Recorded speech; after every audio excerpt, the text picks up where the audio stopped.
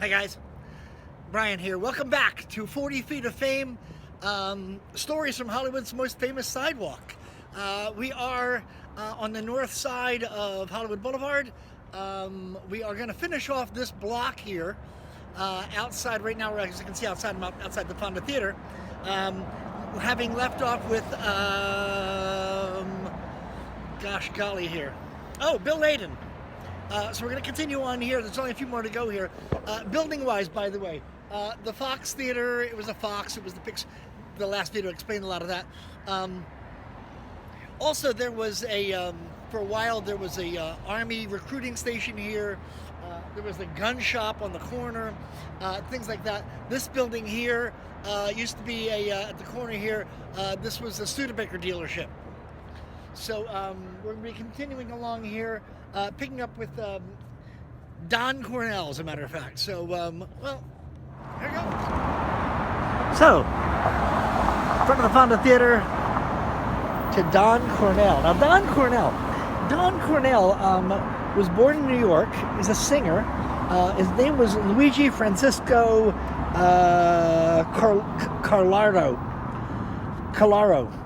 And in the 40s and 50s, he sang with Sammy Kaye, band leader Sammy Kaye. But he had 12 gold records. And not my favorite song by his, because I listen to a lot of him, but he had a song called I. And this was back in 1952.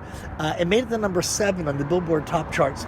It's one of the shortest titled songs in the top 10 in Billboard. I just thought that was kind of interesting. This one, as you can see, is empty. Then we come down here to Mona Barry. Mona Barry was an actress with 52 film credits. She played basically second leads in a number of things. She was known as the poor man's Kay Francis. She was a character actress, but you'd recognize her if you saw her in various things. This one is empty. This one is Karl Dane. Karl Dane, this one's kind of sad. For a number of reasons, Karl Dane is kind of sad. There's Karl Dane. Now, Karl Dane, first of all,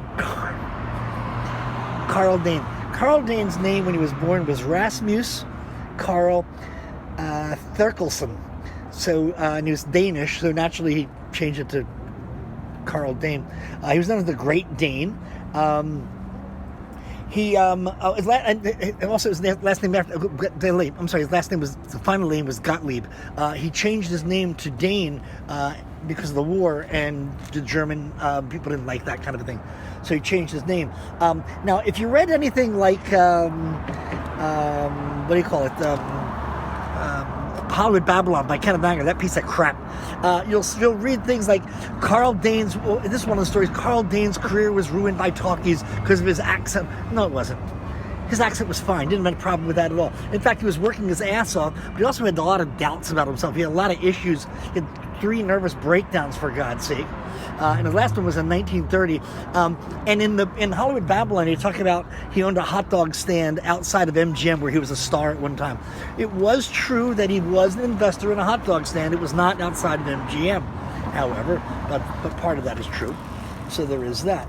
So you take little bits of things like that. Sadly, he ended up killing himself. Had a big loss of confidence and stuff like that. In 1934, he shot himself, and he wrote a note that said to his wife, Frances, "To Frances and all my friends, goodbye." He was only 47 years old, for God's sake. That's just sad. Nothing going on here. Eileen Heckart. Now, Eileen Heckart has 105 acting credits. First of all, this is a journeyman actor, character actress, lots of different things. By the way, all the people that I'm showing you today all got these. These are all originals on February 8th, 1960. So she was in The Bad Seed. She was in Somebody Up There Likes Me. She was in Bus Stop.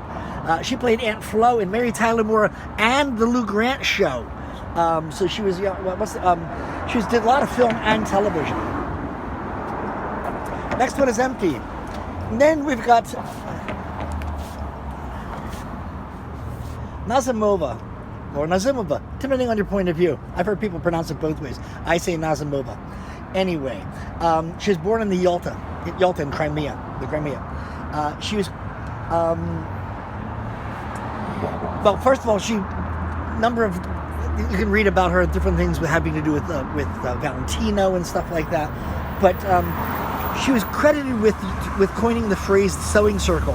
And if you haven't read it, The Sewing Circle is a fabulous book about lesbians in films and stuff like that, in the industry and stuff like that, who unfortunately had to hide their, what was going on because of how it was. But she was credited with that. She also bought a piece of property at Crescent Heights and the Sunset, added a pool, looked at the Black Sea, and created the Garden of Allah. Which was eventually torn down, and is now about to be, the property there, and that, by the way, is going to be replaced by Frank Gehry monstrosity. I say monstrosity because I don't like some of the really modern stuff that they do now. Anyway, last but not least, this is Don Haggerty. Now, Don Haggerty was an actor. He was in things like Sands of Iwo Jima, Asphalt Jungle, a film that I really, really enjoyed called Angels in the Outfield, about this girl who sees angels in the outfield. It's self-explanatory. Anyway, did a lot of westerns on Bonanza and Rawhide, Death Valley Days, My Mother, The Car, all kinds of different stuff. This is not Dan Haggerty, who is, what's his name, Grizzly Adams, or whatever that guy's name is. That's not him, okay? But when this guy's star was put in, it was originally misspelled, and it was Dan, and they had to take it out and replace it, and they had to change it. So that's just kind of funny to me. So where we are now is, this was, as I said, this was a Studebaker dealership. And when we begin the next section, we're going to begin a whole section here of an entire block that all the original buildings are gone. Everything is gone. All of it's gone. So we're going to continue on from that way. And also, I'll be picking up on the other side over here, working my way down past Funko. So, with that thought in mind, thank you for joining me on this episode of 40 Feet of Fame, stories from Hollywood's most famous sidewalk. I'll talk to you later. You guys enjoy. And I'm going to put my mask on now. See you later. Have fun.